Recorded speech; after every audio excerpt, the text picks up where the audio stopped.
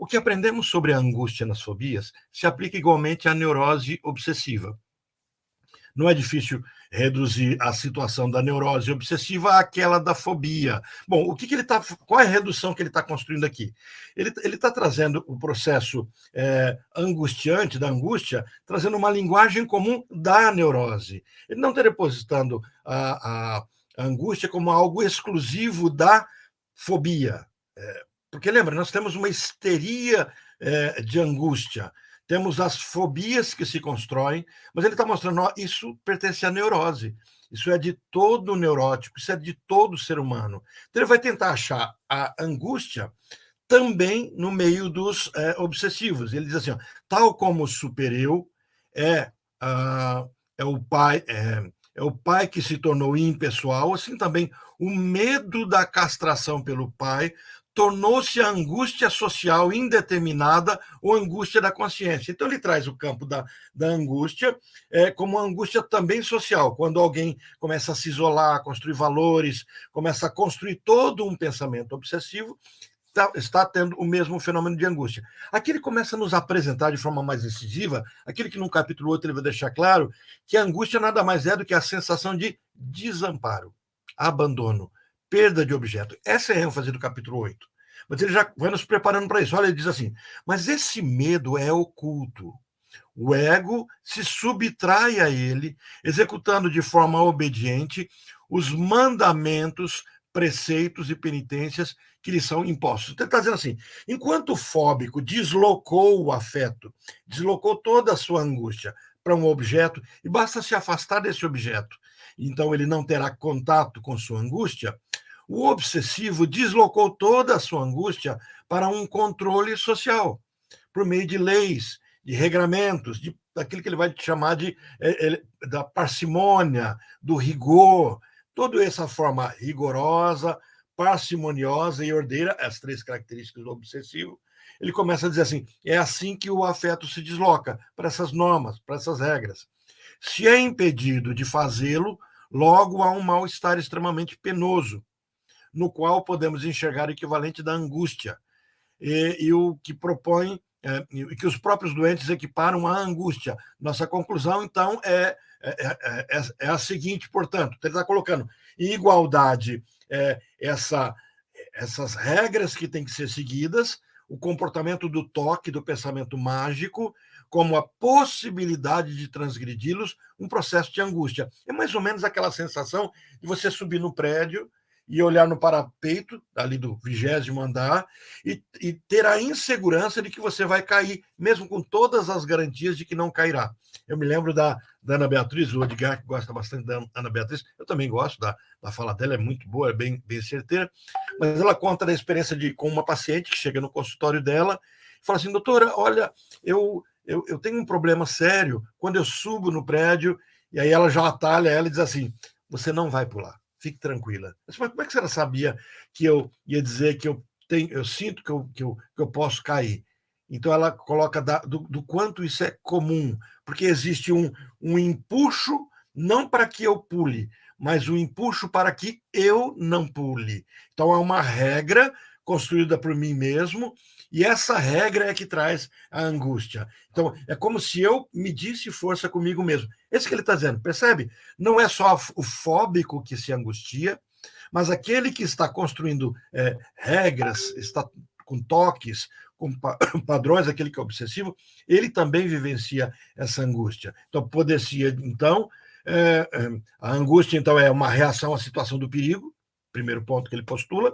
Segundo, dela é poupado o ego ao fazer algo para evitar a situação ou subtrair-se dela. Então, existe um simbólico acontecendo, uma construção de uma noção de perigo. E qual é o perigo? É de que eu possa fazer algo. Então, agora, como é que eu me poupo desse perigo? Basta que eu não me aproxime disso que é sagrado, disso que é trazido como um valor que não possa ser violado de forma alguma. Então, eu tenho todas as bases da neurose, que é a questão do totem e tabu. Então, poderia dizer, então, que os sintomas são criados, observem isso, porque lembra, nós temos, ele está falando do sintoma, inibição, vimos já o ego inibido, e ao inibir-se ele constrói, então, o sintoma. Então, eles poderiam dizer, então, que os sintomas são criados para evitar o desenvolvimento da angústia. Isso é tão estranho, né? A gente fala isso várias vezes, mas é tão estranho, porque aquilo que nos vem como doença, ele diz, é isso que evita a angústia. A gente ouve sempre, eu já comentei isso em outros encontros, na semana passada eu falei isso, me dói no ouvido quando eu ouço pessoas dizendo assim, a ansiedade, e essa foi até a pergunta da Flávia, ansiedade e angústia é a mesma coisa? Sim, são sinônimos, e ele vai trazer nesse texto a discussão de que a ansiedade, a angústia tem a ver com medo, né? Tudo é o mesmo caminho, e diz assim, essa ansiedade é um medo do futuro, não é um medo do futuro, a ansiedade nada mais é do que o medo que me aproxima de um perigo. O Edgar colocou para a gente, página 64 do livro digital, aqueles que estão acompanhando pelo digital. Então, ele diz assim, poderia dizer, então, que os sintomas são criados para evitar o desenvolvimento da angústia. Mas isso não nos leva a enxergar profundamente. É mais correto dizer que os sintomas são criados para evitar situações de perigo, que é sinalizada pelo desenvolvimento da angústia. Então, eu tenho sintoma que me leva a evitar o perigo, não me tira da angústia, mas me tira do perigo, e a angústia nada mais é do que a percepção de que algum perigo está situado diante de mim. Então, a angústia, então, não é um excesso de futuro, mas a angústia talvez seja um excesso de presente. Nossa, isso está tão na contramão do que a gente ouve, porque alguns dizem assim que a ansiedade é excesso de futuro, e a depressão é excesso de passado. A gente precisa muito do presente. E Freud nos diz que a angústia está no fato de que a gente situa o presente num local de perigo. Então, eu preciso de um sintoma para não me aproximar no meu presente desse lugar. Então, a angústia não está situada num pensamento futuro. A ansiedade não está situada num pensamento futuro. A ansiedade está em dizer, em acreditar, em vivenciar a sensação de que estou em perigo. É presente. Estou em perigo. E essa passa a ser a discussão do Otto e essa é a discussão do Freud, porque o Otto tenta situar a sensação de angústia criada no nosso nascimento, no trauma do nascimento. E Freud vai ter que trazer essa discussão daqui a pouco. Então, nos casos até aqui examinados, porém, esse perigo era a castração ou algo dela derivado. Então, Freud começa a nos levar à percepção de que a angústia também está situada na construção da nossa neurose, da nossa estrutura neurótica. Entenderam? Ele caminhou da histeria de angústia fóbica, está nos apresentando que a angústia se situa também no meio dos obsessivos, e agora ele está dizendo assim, por que isso tudo acontece?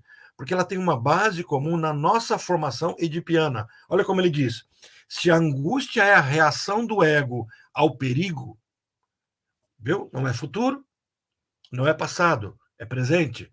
A angústia vincula a minha situação atual, aquele meu momento. Cabe, então, conceber a neurose traumática que frequentemente sucede a um perigo mortal que o indivíduo experimentou como consequência direta do medo da morte ou medo pela vida, deixando de lado as dependências do ego e a castração. Foi o que fez a maioria dos observadores das neuroses traumáticas da última guerra. Ele vai depois citar novamente no capítulo 8 a questão das neuroses de guerra, tendo-se anunciado triunfantemente que fora obtida a prova de que uma ameaça ao instinto de conservação pode produzir uma neurose, sem nenhuma participação da sexualidade e sem consideração pelas complicadas hipóteses da psicanálise. Esse é o ponto que o Otto Henke desaponta a psicanálise. Lembra? Otto Henke, amigo de Freud, defendido por Freud, agora teoriza, junto com Ferenczi, a noção da teoria do trauma, o trauma do nascimento.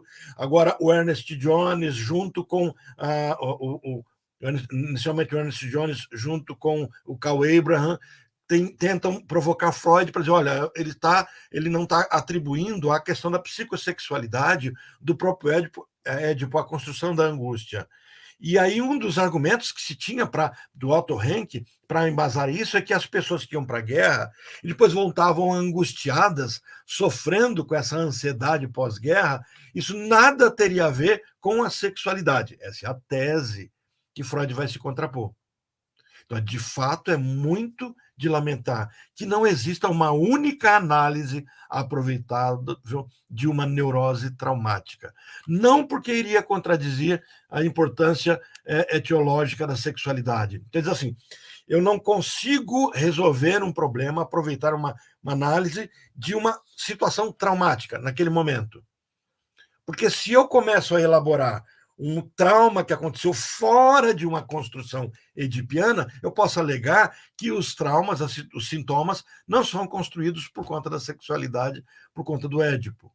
Esse era o argumento. Ele vai avançar. Ele diz assim, há muito que essa contradição foi eliminada com a introdução do narcisismo, que situa o investimento libidinal do eu na mesma categoria dos investimentos libidinais. Como é que a teoria psicanalítica explica pessoas que, de repente, são traumatizadas e começam a sintomatizar a partir de um trauma atual? Ele diz assim, existe um processo narcisista de construção. E no momento que a pessoa enfrenta um grande problema, ela regride para os momentos mais primitivos. E esses períodos mais primitivos são exatamente da construção de uma psicossexualidade que está acontecendo ali.